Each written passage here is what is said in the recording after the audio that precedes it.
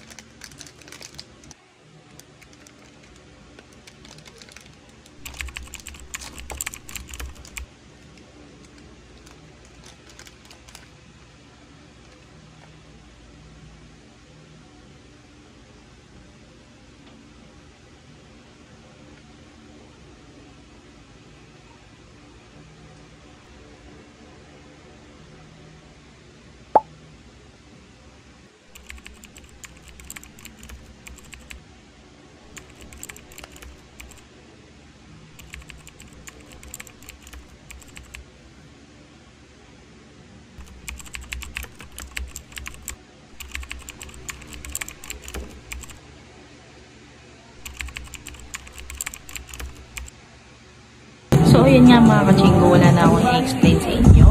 Explain ko na lahat doon. Char! So, ayan nga, bali ito na siya. So, try naman natin yung, ano niya, yung pinaka-pack niya para makita nyo na nung actual mga ka-Jingu. Ito siya.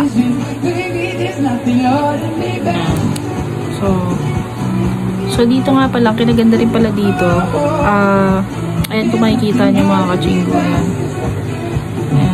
Kung makikita nyo. Dito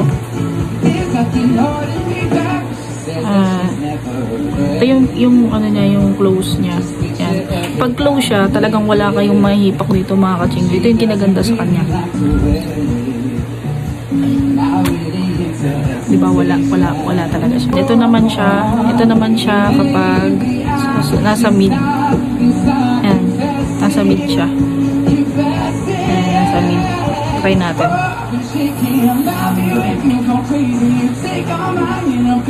Nasa mid.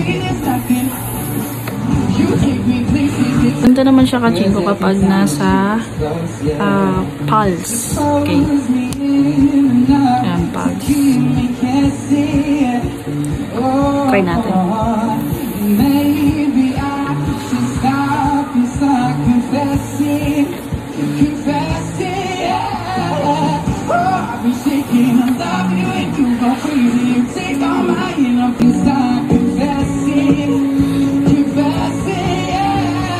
Mga ka-Jingu, kung sakaling makita nyo kasi based to sa naging experience ko, pag nakita nyo yung 0-0 na yung juice level niya, hindi ibig sabihin nun na ubos na siya. So, meron at meron pa rin yan.